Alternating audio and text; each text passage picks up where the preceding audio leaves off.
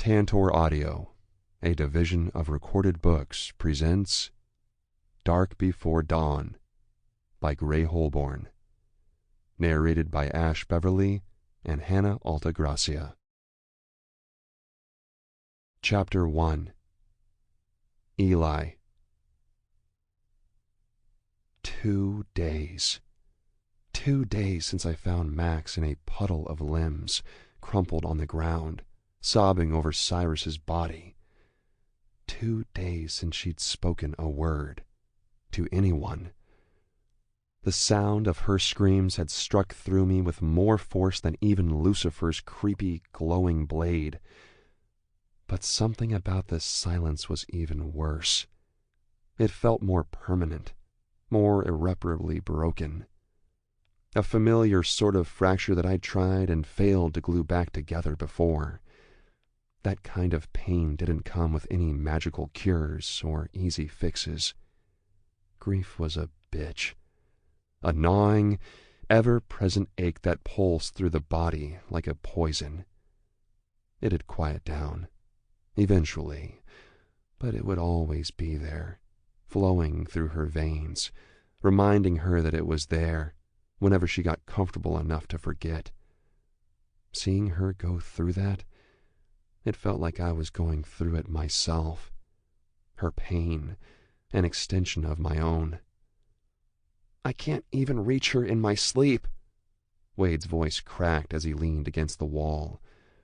He slid down it, like his body just couldn't hold his weight anymore, until his ass landed with a dull thud on the worn carpet next to Darius. Whatever animosity remained between the two of them had dissolved the moment they found Max. It was like a mutual understanding had bloomed where only anger had been before. Both of them were suddenly bonded over a common goal, making the shadow hovering over Max's head disappear. Only problem? None of us knew how to accomplish that. We were all huddled outside of her door. It had become the unofficial hangout spot. We could be close without crowding her, all of us desperately waiting for something. We'd found an old house a few miles from town. It wasn't the warmest place in the world. The electricity was off, and I could see a visible trace of my breath with each exhale. And every time I inhaled, I could feel a new layer of dust coating my lungs. But it was what we needed until we could figure out a plan, abandoned and safe. We needed to regroup, to figure out what the fuck we were supposed to do now. I sure as hell didn't have any ideas. "This close to her?" Wade shook his head and ran his hand roughly through his hair. "It should be easy as hell to dreamwalk to her. If I can reach her there, maybe I can get her to open up. Dreamwalks have a way of doing that sometimes." I didn't share his surprise, though I did empathize with his disappointment. She hadn't spoken to any of us. Not since we pulled her fingers, one by one, from where they clutched onto Cyrus's arms like a metal vice. She'd nearly killed herself, trying to bring him back, trying to latch on to whatever magic her healing powers pulled from. Her body vibrated with it, the power thick and parasitic as it drained her. I could feel her life force, her soul. Hell, I didn't know what it was that kept us around, but I could feel it fading from her. Would she ever forgive us for making her stop, for calling time of death before she was ready to do the same? Who was I kidding? She never would have been ready, not if she had a choice. No one was ever really ready to let go of someone they loved, no matter how much time they had with them. It was never enough.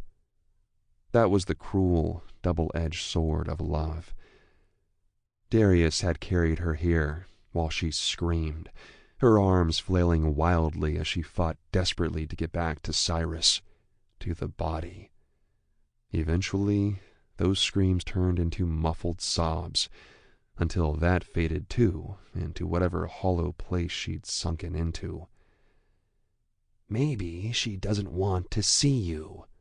The vampire raised his brow, an echo of his usual playfulness, but his eyes looked haunted, a mirror of the misery cloaking us all. It made it almost impossible to breathe. The ache in my chest had been unrelenting since I'd found her.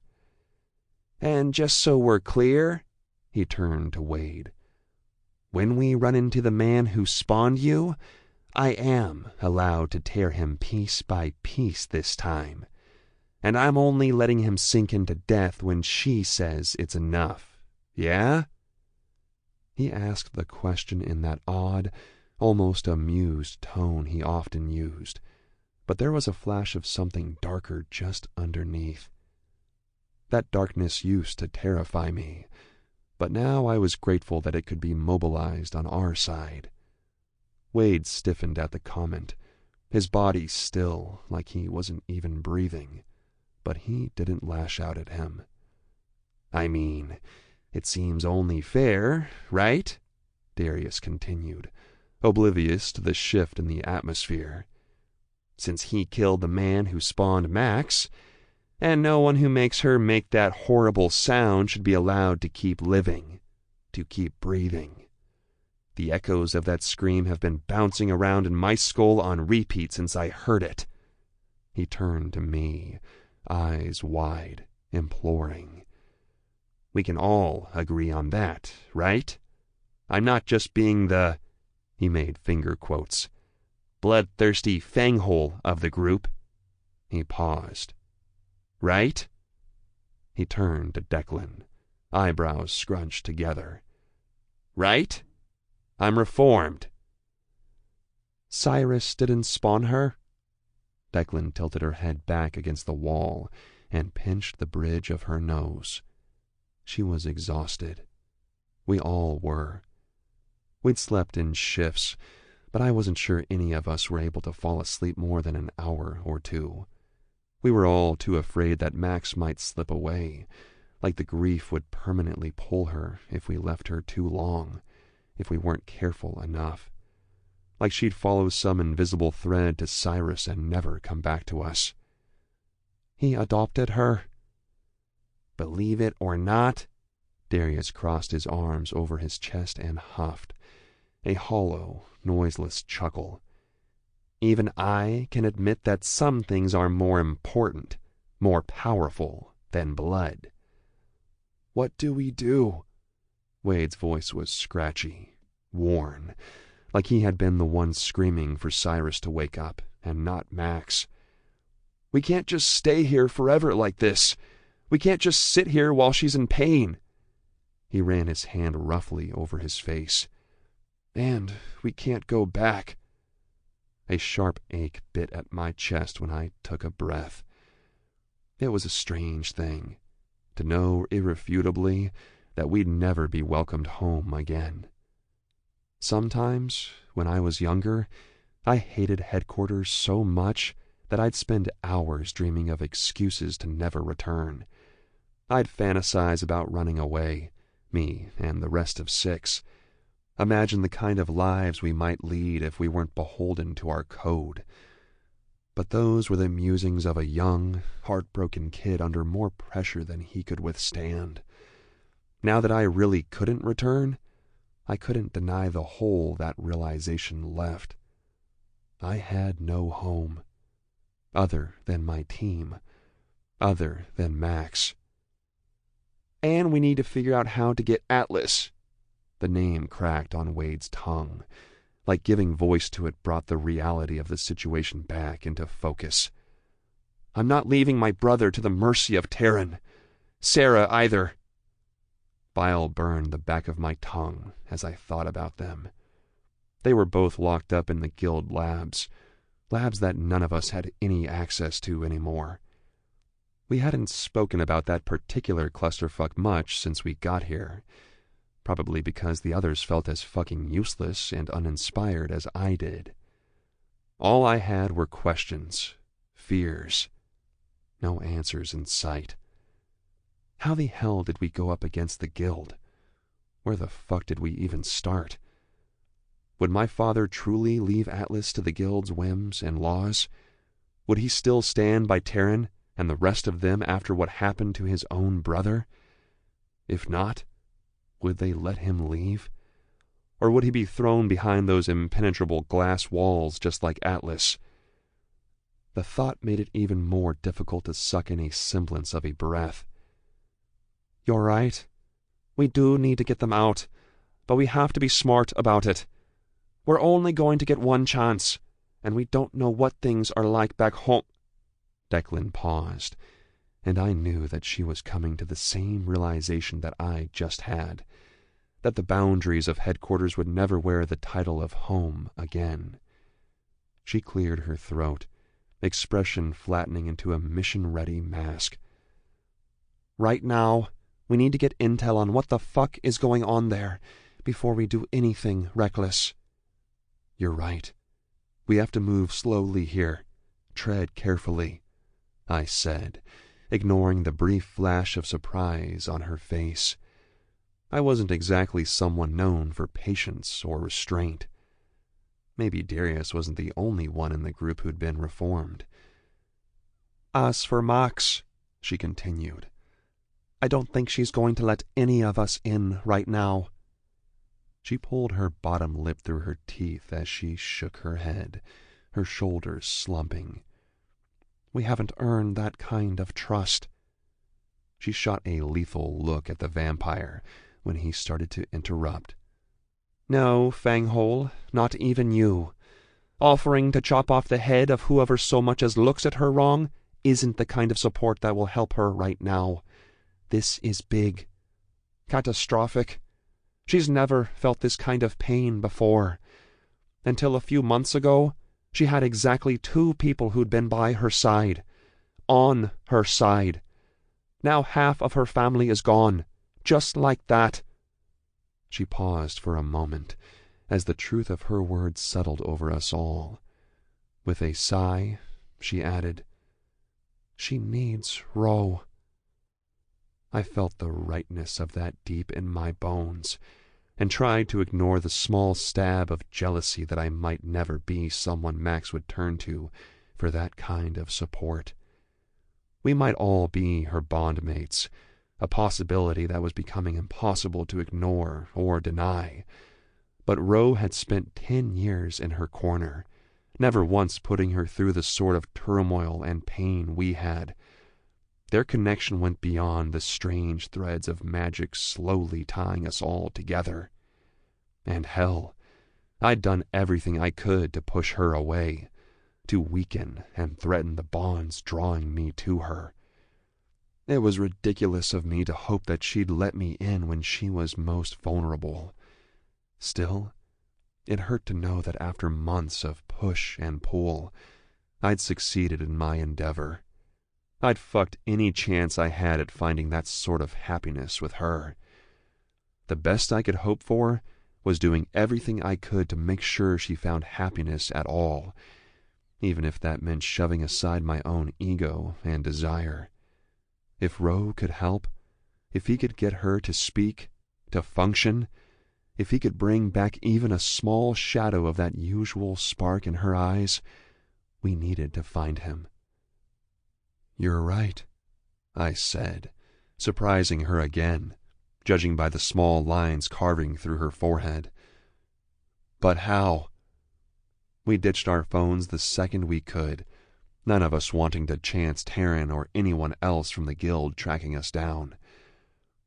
"It's not like we can go storming up to his cabin door and ask if he can come out to chat for a few minutes. All that will earn us is a cozy spot in between Sarah and Atlas."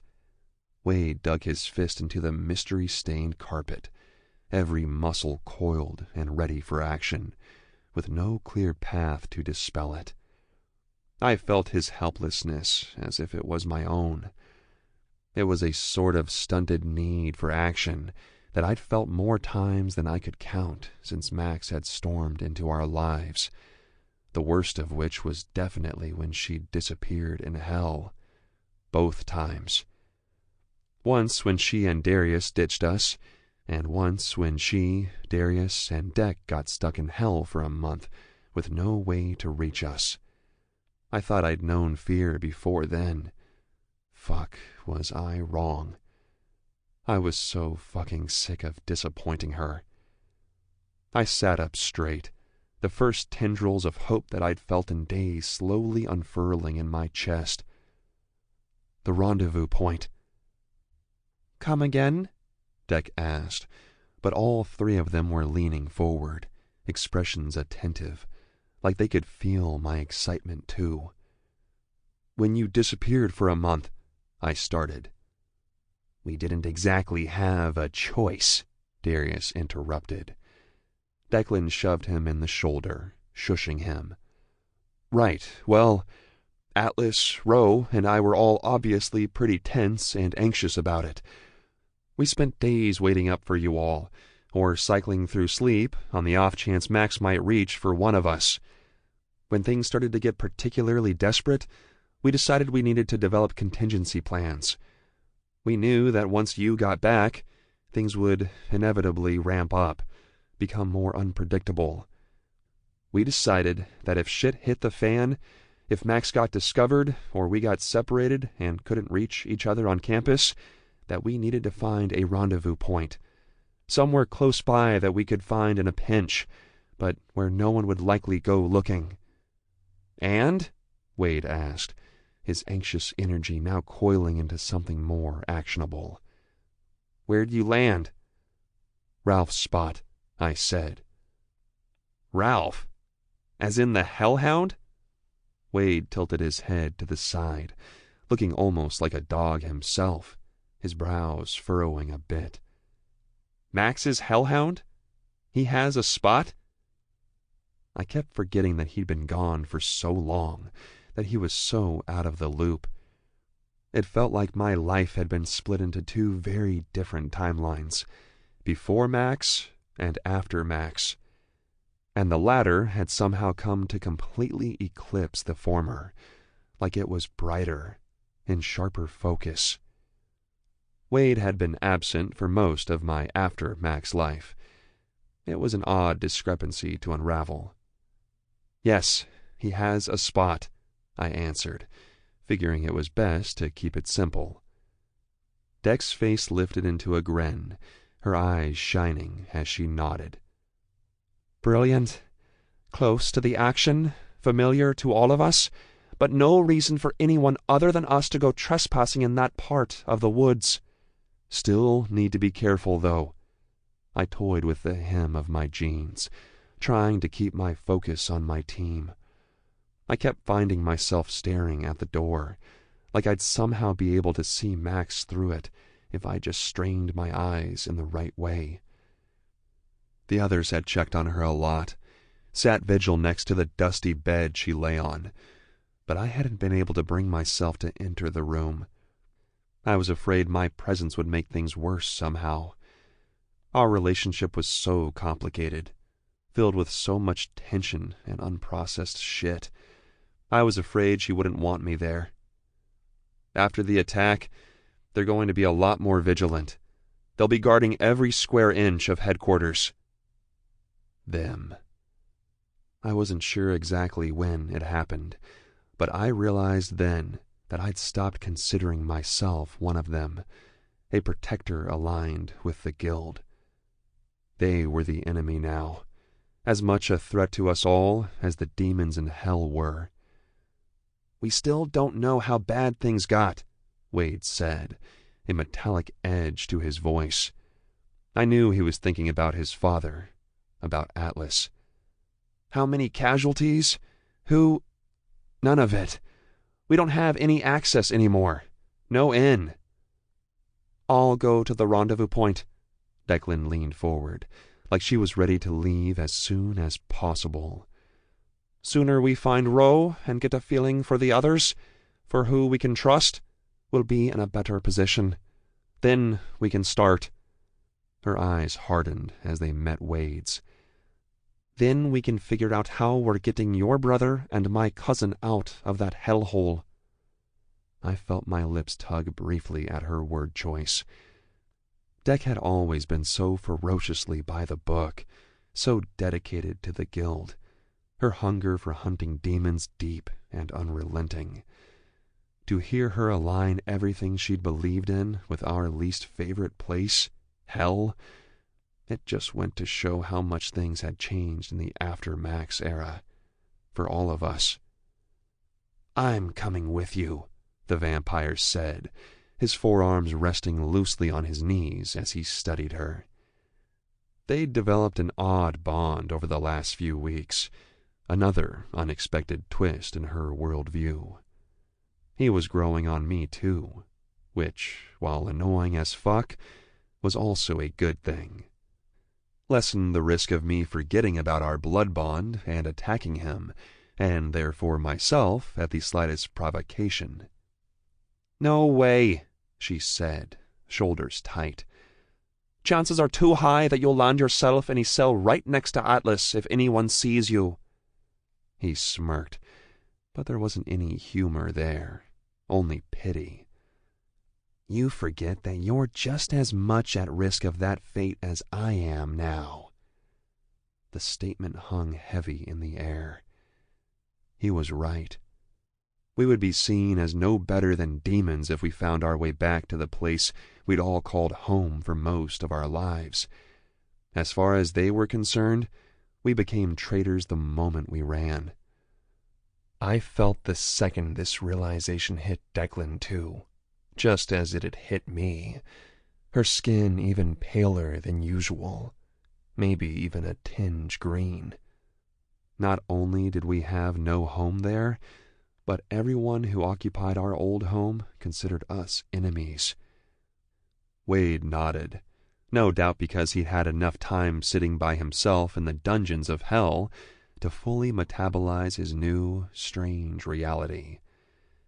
"And I'm faster and better at killing protectors than you are," Darius continued, pushing past the strange stuckness we all felt. "It's a smart move for me to come along. Not that I'm taking no for an answer. I'm your best chance at coming back alive." "I don't need your protection," Declan snapped, though I knew her well enough to know that it was grounded in rage at our situation, not at the fanghole. "I get it. You're strong and independent. I'm not arguing with that. I've seen you take out guys twice your size. But this is no time for pride." He paused, and a dark shadow seemed to cast across his face as he glanced at Max's door. Somehow, I knew that the memory of her scream was reverberating in his head, loud and unrelenting again, just as it was in mine. "I'm not letting the little protector lose anyone else if I can help it." Declan took a deep breath, nodded once. "Fine. You're coming with me, but you aren't killing anyone." She paused, jaw tight, considering. Not unless you have to." I felt the possibility that we very well might have to do just that spark down my spine, like a splintering crack through ice. Darius stretched his arms high, stretched his head from side to side until a sharp crack echoed around us. "Good. It's settled then. And someone should go out for supplies. If we're staying here for a few days, we'll need more food, especially if we're adding another mouth to the party.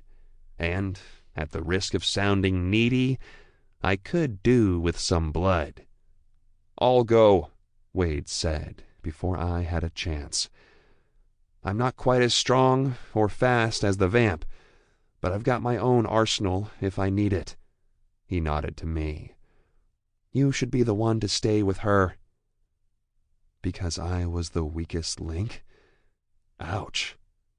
He wasn't wrong, but it stung all the same. "Maybe go sit with her for a while," he continued. It might do you both some good." My stomach sank. He'd noticed. Something in his expression softened, and I wondered if I was really so goddamn transparent. Declan squeezed my shoulder as she stood up, her other hand reaching to help the vampire up. "He's right." She nodded to Wade and handed him the cash she pulled from her back pocket. "Be careful. You see anyone you recognize, get the fuck out immediately. And make sure you're not followed back here."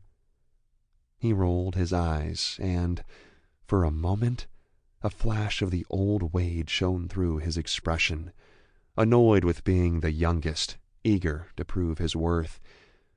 But then his features dissolved into solid determination and settled into the distinct darkness that had wrapped itself around him like a shroud since his return from Lucifer's shitty dungeon. He nodded. I felt everyone's anxiety coating the hall as they prepared their things and left. This was all new territory, and none of us had even the illusion of a safety net anymore. And then they were gone, and it was just me, alone in the silence as I stared at the door, praying like hell for the courage to open it. Chapter 2. Declan. "He'll be okay." Darius bent down and picked up a small twig, watching as Wade walked in the opposite direction to us. Then he tilted his head sideways. "Probably, anyway." He exhaled, loud and slow. "Actually, if we're realistic, probably not." My head snapped to his. He shrugged. "He's been through a lot, and I know that look in his eyes." "What look?" I pressed my palm into my chest, trying to rub out the ache that had lingered there, deep and heavy since we left the guild. His eyes trailed to my hand, one gold and one black, flickering briefly before turning towards headquarters. "Things have been chaotic." I snorted. "But you have to remember that the Wade you knew months ago is not the same as the one with us now. And I don't just mean because he can pull power from sexy Dreamtime and beat his old record for running the mile." He tossed the twig into the air, only to snatch it back again. Sure, Darius was capable of disemboweling a man in a few seconds flat, but sometimes he seemed more golden retriever than vampire. "What do you mean?" I asked, craning my head back towards the direction we'd come from, back towards Max. I tried to ignore the way my stomach had tightened into one impossible, unrelenting knot the moment we'd left. "I mean that his life has been turned upside down just as much as all of yours has." I felt the Fanghole's eyes on me as he spoke, his words slow and questioning, like he was puzzling through Wade's experiences in real time. "But he's been alone through most of it, been locked in a dungeon for months, alone and malnourished. It's not a small thing, Declan. It's not something someone just snaps back from, sliding into their old habits and life like riding a scooter or whatever. Besides, even if he wanted to, his old life is gone." "Bicycle." I stopped, my neck cracking as I turned back to him. Darius never used my name. I saw it as soon as my eyes met his. The heaviness in his expression as he stared through me, the thin veil between the vampire I'd grown to almost tolerate and the same darkness that occasionally eclipsed him. My stomach lurched with guilt. I'd been so caught up in the impending doom of everything that I hadn't thought about the fact that Wade would be marked for his captivity, just as Darius had been. Both men had been starved of companionship, of kindness, of everything good for months on end. That kind of trauma left more than a mark. It left deep, permanent gouges in the psyche. I'd never really thought about the fact that Darius had been put through experiments, torture and God only knew what, For years. Because of us. Sample complete. Ready to continue?